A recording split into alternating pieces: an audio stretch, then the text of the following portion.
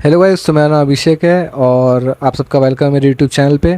Basically इस video में मैं आरआरबी क्लर्क मेंस का अपना स्कोर कार्ड आप लोगों के साथ शेयर करूंगा और थोड़ा बहुत टिप्स दूंगा कि कैसे आप लोग भी 130 प्लस स्कोर कर सकते हैं। अभी आखिरी के 12-13 दिन बचे हैं, तो जिन लोगों का भी आरआरबी क्लर्क मेंस का एग्ज़ाम है उन लोग के लिए वीडियो बहुत हेल्पफुल रहेगा।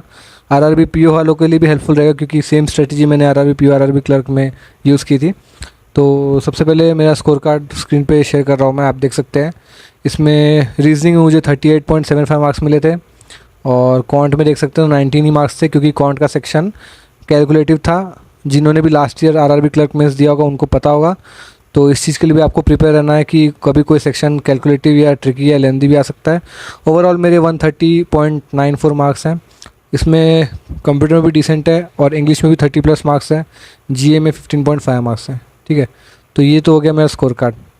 अब अगर हम एग्ज़ाम लेवल की बात करें कि जो भी सेक्शंस में आपने मेरे स्कोर देखे, तो अगर मैं सबसे पहले आपको बताऊं कि कॉन्ट रीजनिंग इंग्लिश का लेवल कैसा आता है, तो कॉन्ट का लेवल की बात करें तो आपका जो आप प्री का एग्ज़ाम देते हैं, आईपीएस पीओ प्री हो गया, एसबीआई पीओ प्री हो गया, उससे एक लेवल ऊपर आएगा। बट आरआरबी पीओ का जो एग्ज़ाम रहता है मेंस का, उससे थोड़ा सा नीचे आएगा। तो डुएबल पेपर सारा रहेगा आपका। पेपर में कुछ ऐसा नहीं आएगा कि आपको आए ना। आपने प्री क्वालिफाई करके आए और ऑलरेडी आपके क्वांट रीजनिंग में इतने अच्छे मार्क्स हैं, आप 70 प्लस मार्क्स स्कोर करके आप मेंस देने आए, तो मैं समझ सकता हूँ कि काउंटर रीजनिंग आपका बहुत अच्छा होगा। तो उसके लिए आपको टेंशन लेने की ज़रूरत नहीं है, कंसेप्ट आपका सारा क्लियर होगा तो आप सॉल्व कर ले जाएंगे। ठीक है ना।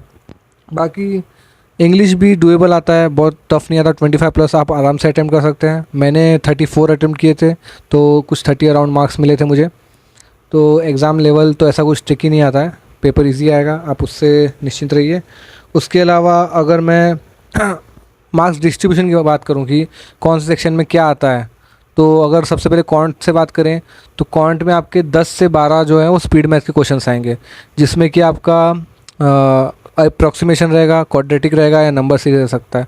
लास्ट ईयर नंबर सीरीज और क्वाड्रेटिक इक्वेशन आया था 10-11 मार्क के लिए, तो वो रहेगा। उसके अलावा 3 डी आएंगे, जिसमें कि 2 आपका जो पिक्टोरियल वाला था, जैसे टेबुलर हो गया या बार ग्राफ टाइप हो गया, वैसे 2 आएंगे। और एक आपका कैसलेट आ सकता है, कैसलेट डी आई, ऐसे 3 आएंगे। लास्ट ईयर 3 आए थे, मतलब 15 मार्क के लगभग। उसके अलावा बचे हुए आपके जो 14-15 मार्क्स हैं, उसमें आपके 10 से 12 मार्क्स के अरिथमेटिक आ जाएंगे, और मतलब जो वर्ड प्रॉब्लम होते हैं। और कुछ मार्क्स का आपका डेटा सफिशिएंसी भी आ सकता है, 3 से 4 मार्क का। तो ऐसे आपका 40 मार्क का डिस्ट्रीब्यूशन रहेगा क्वांट्स का। तो आपका टारगेट रहना चाहिए कि आप क्वांट्स में 25 अराउंड अटैम्प्ट कर लें, क्योंकि 10-12 मार्क का जो स्पीड मैथ्स है तो आप सब अटैम्प्ट करेंगे। 3 डी आएगी तो उसमें से कोशिश कीजिए कि 2 डी आपसे बन जाए और साथ ही साथ 3-4 अरिथमेटिक के क्वेश्चन बन जाए। तो ऐसा करेंगे तो आप आराम से 25 अटैम्प्ट कर सकते हैं क्वांट में, उतना सफिशिएंट रहेगा। रीजनिंग की मैं बात करूँ तो रीजनिंग में चार चार पजल्स आएगी, जिसमें सिटिंग अरेंजमेंट एंड पजल्स रहेंगे 20 मार्क के लिए। बचे हुए जो 20 मार्क्स हैं वो आपका मिसलिनियस रहेगा। उसमें आपका ब्लड रिलेशन हो गया, सिलॉक्स हो गया, डायरेक्शन हो गया, और आपका इनपुट आउटपुट हो गया। ये सब आएगा कोडेड फॉर्म में मेंस का। तो बट रीजनिंग का पेपर बिल्कुल इजी रहेगा। मैंने 40 आउट ऑफ 40 अटैम्प्ट किए थे, जिसमें से मुझे 38.75 मार्क्स मिले थे। एक मेरा गलत हो गया जिसमें मुझे डाउट था, तो एक ही गलत हुआ था। तो समझ सकते हैं कि अगर मैं 40 में से 40 अटैम्प्ट कर पा रहा हूँ तो पेपर का लेवल बिल्कुल इजी रहेगा। बिल्कुल इजी नहीं बोल सकते, बट डुएबल रहेगा, ऐसा बोल सकते हैं। आप कुछ टाइम 35 मिनट्स के अराउंड में आप रीजनिंग का पूरा सेक्शन कंप्लीट कर सकते हैं। 35 से 40 मिनट्स में आप रीजनिंग पूरा कंप्लीट कर लेंगे। और इसके अलावा जीए, जीए आपको लास्ट 4 मंथ्स अच्छे से करके जाना है। आप कर लीजिए मई, जून, जुलाई, अगस्त, ये 4 महीने से आपके अराउंड 25 क्वेश्चन आने वाले हैं। और उसके पहले तो आने को तो जनवरी फरवरी से भी आएगा, बट वो अभी कर नहीं सकते हम लोग, उतना करके मतलब भी नहीं है।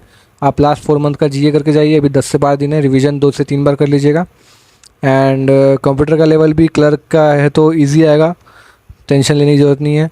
आपको कंप्यूटर में मेजर टॉपिक्स में बता दूं तो पहले तो आपको जनरेशन्स ऑफ कंप्यूटर पढ़ना ही है, उसमें से 1-2 क्वेश्चन आएगा। उसके अलावा फिर आपको ऑपरेटिंग सिस्टम्स पढ़ना है। उसके अलावा आपको एमएस ऑफिस से 10 से 12 क्वेश्चन आएंगे, तो एमएस ऑफिस तो गलती से मत छोड़ के आना, एमएस ऑफिस पढ़ लेना। और बचा लास्ट में आपका जो सिक्योरिटी वाला आता है, वायरस, ये सब जो आते हैं, और नेटवर्किंग, जो नेटवर्किंग डिवाइस होता है।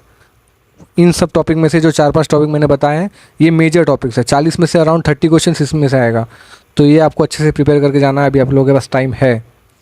तो बाकी बचा हुआ आपका, और मुझे क्या बताना है, टाइम। टाइम डिस्ट्रीब्यूशन का ऐसा है, अभी टाइम डिस्ट्रीब्यूशन की बात करें तो मैंने जो है सबसे पहले कंप्यूटर, जीए और इंग्लिश, ये 3 सेक्शन में पहले करता हूँ, क्योंकि मुझे ऐसा लगता है कि 200 मार्क्स में से अराउंड 120 मार्क्स का पेपर तो आपका यही है, 120 क्वेश्चंस का, सॉरी 120 क्वेश्चंस आपका इंग्लिश, जीए और कंप्यूटर में से। तो अगर आप ये शुरू के 40 से 45 मिनट में कंप्लीट कर ले रहे हैं तो इसका मतलब आपका मोर देन 50% पेपर हो चुका है। तो मेरा भी सजेशन आप लोगों को ये रहेगा कि आप स्टार्ट कंप्यूटर से या जीए से कीजिए, दोनों को 10-10 मिनट दीजिए, फिर इंग्लिश सेक्शन पे आइए, उस पर आप 25 से 30 मिनट्स दे सकते हैं। तो ये 3 सेक्शन आप अराउंड 45 मिनट्स में कंप्लीट कर लीजिए। अब इसके बाद आपके पास बचेगा अराउंड 75 टू 80 मिनट्स, इसमें आपको काउंटर रीजनिंग करना है ना। तो कॉन्ट रीजनिंग में आपका टारगेट होना चाहिए कि मिनिमम 60 क्वेश्चन आप दोनों में मिला कर ले, दोनों में 80 मिला के 80 क्वेश्चन रहेंगे। तो आपका टारगेट होना चाहिए कि 60 क्वेश्चन तो आप कर ही लें। 60 क्वेश्चन कर रहे हैं मतलब वो आपका अराउंड 75 मार्क्स हो गया, तो वो एक अच्छा टोटल रहेगा कॉन्ट रीजनिंग का, अगर आप बात करें 75 प्लस स्कोर। तो ये आपका टारगेट होना चाहिए। और ऐसा नहीं करना है कि अगर आप जैसे 40 मिनट्स रीजनिंग को दे रहे हैं और 35 मिनट्स काउंट को दे रहे हैं, या 35 मिनट्स रीजनिंग को दे रहे हैं, 40 मिनट्स काउंट को दे रहे हैं। तो इसको स्टिपुलेटेड मत कर दीजिए कि मैं पहले 40 मिनट्स दे दूंगा, मतलब पूरे 40 मिनट्स दे दूंगा।